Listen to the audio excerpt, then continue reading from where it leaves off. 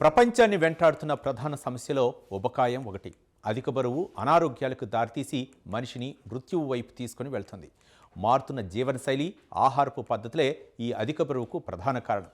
ఇక పెరుగుతున్న టెక్నాలజీతో మనిషి కూర్చున్న దగ్గర నుంచి కదలకుండా, శారీరక శ్రమ లేకుండా జంక్ ఫుడ్ను తింటూ గంటల తరబడి ఒకే చోట కూర్చుండిపోవడంతో బరువు పెరిగిపోతున్నాడు. బరువు ఒకసారి పెరగగానే శరీరంలో ఆరోగ్య సమస్యలు ఒకదాని తర్వాత ఒకటి తిష్ట వేసుకుంటున్నాయి. దీంతో ఇప్పుడు బరువును తగ్గించుకోవటమే ధ్యేయంగా మనిషి ఎన్నో ప్రయత్నాలు మొదలుపెట్టాడు.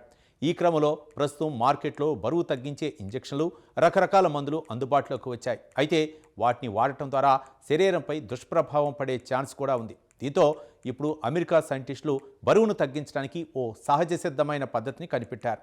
దీని ప్రకారం మన శరీరంలోకి ఓ బ్యాక్టీరియాను పంపిస్తే చాలు, అది బరువును కంట్రోల్ చేయడంతో పాటు జీవక్రియ ఆరోగ్యాన్ని సైతం మెరుగుపరుస్తుందని పరిశోధనలో తేలింది. ఇంతకీ ఆ బ్యాక్టీరియా ఏంటి? మన బాడీలోనే అది ఉంటుందా, లేక బయట నుంచి ఆ బ్యాక్టీరియాను శరీరంలోకి పంపించాలా? అమెరికా శాస్త్రవేత్తలు ఎలుకలపై చేసిన పరిశోధనలు ఏం తేల్చాయి? Let's watch. అమెరికా శాస్త్రవేత్తలు గుడ్ న్యూస్ చెప్పారు. అధిక బరువును తీసుకుని ప్రపంచవ్యాప్తంగా ఉన్న సమస్యను సహజసిద్ధంగా చెక్ పెట్టే దిశగా ఓ అడుగు ముందుకేశారు. బరువు తగ్గించుకోవడంతో పాటు జీవక్రియ ఆరోగ్యాన్ని మెరుగుపరిచే ఒక ప్రత్యేకమైన బ్యాక్టీరియాను కనుగొన్నారు. ప్రస్తుతం మార్కెట్లో బరువు తగ్గించే ఇంజెక్షన్లు, మందులు అందుబాటులో ఉన్నప్పటికీ సహజసిద్ధంగా ఈ సమస్యను అధిగమించేందుకు ఈ పరిశోధన దారి చూపిస్తుందని భావిస్తున్నారు. అయితే ఎలుకలపై జరిపిన అధ్యయనంలో ట్యూరిసిబాక్టర్ అనే పేగు బ్యాక్టీరియా బరువు పెరుగుదలను నియంత్రించడంలో సమర్థవంతంగా పనిచేస్తున్నట్లు అమెరికాలోని ఓటా యూనివర్సిటీ శాస్త్రవేత్తలు గుర్తించారు. అధిక కొవ్వు పదార్థాలున్న ఆహారం తీసుకున్న ఎలుకల్లో కూడా ఈ బ్యాక్టీరియా రక్తంలో చక్కెర, కొవ్వు స్థాయిలను తగ్గించిందని సెల్ మెటబాలిజం జర్నల్లో ప్రచురించిన తమ నివేదికలో సైంటిస్టులు పేర్కొన్నారు. ఇక ఉబకాయంతో బాధపడే వారిలో ట్యూరిసిబాక్టర్ బ్యాక్టీరియా స్థాయిలు చాలా తక్కువగా ఉండటాన్ని గమనించామన్న శాస్త్రవేత్తలు ఇది మనుషుల్లోనూ ఆరోగ్యకరమైన బరువును ప్రోత్సహించగలదని చెబుతున్నారు. శరీరంలో సెరామైడ్లు అనే కొవ్వు అణువుల ఉత్పత్తిని ప్రభావితం చేయడం ద్వారా ట్యూరిసిబాక్టర్ పనిచేస్తుందని పరిశోధకులు గుర్తించారు. అధిక సెరామైడ్లు టైప్ 2 డయాబెటీస్, గుండె జబ్బులతో ముడిపడి ఉంటాయి. ఈ బ్యాక్టీరియా వాటి స్థాయిలను నియంత్రణలో ఉంచుతుంది. అయితే ఈ ఫలితాలు కేవలం ఎలుకలపై జరిపిన ప్రయోగాల ఆధారంగా వెల్లడైనవి.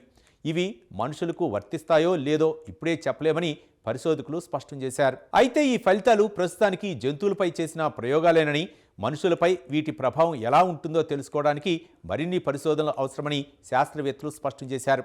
అయినప్పటికీ భవిష్యత్తులో సూక్ష్మజీవుల్నే మందులుగా మార్చే ఉబకాయం వంటి సమస్యలకు చికిత్సలు అభివృద్ధి చేసేందుకు ఈ పరిశోధన ఆరంభమని శాస్త్రవేత్తలు అంటున్నారు. ఇక భవిష్యత్తులో బరువు తగ్గటానికి మందులకు ప్రత్యామ్నాయంగా ఈ బ్యాక్టీరియా ఆధారిత చికిత్సలు వచ్చే అవకాశం ఉందని వారు ఆశాభావం వ్యక్తం చేస్తున్నారు.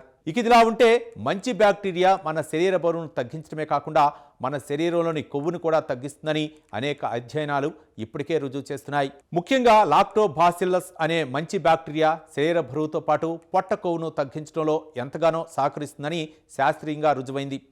పెరుగు వంటి పులియబెట్టిన ఆహారాల్లో ఈ మంచి బ్యాక్టీరియా పుష్కలంగా లభిస్తుంది. అందుకే జీర్ణాశయ సమస్యలకు వైద్యులు పెరుగును ఎక్కువగా సిఫార్సు చేస్తారు.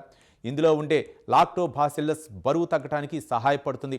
లాక్టోబాసిల్లస్ అధికంగా ఉండే ఆహారాన్ని తీసుకున్న అధిక బరువు ఉన్నవారు తరువాత కాలంలో శరీర బరువులో మార్పులు వచ్చినట్లు గుర్తించారు.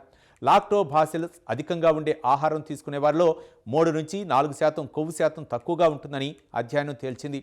ఆహారాన్ని జీర్ణం చేయడంలో మంచి బ్యాక్టీరియా ఎంతగానో సహకరిస్తుంది.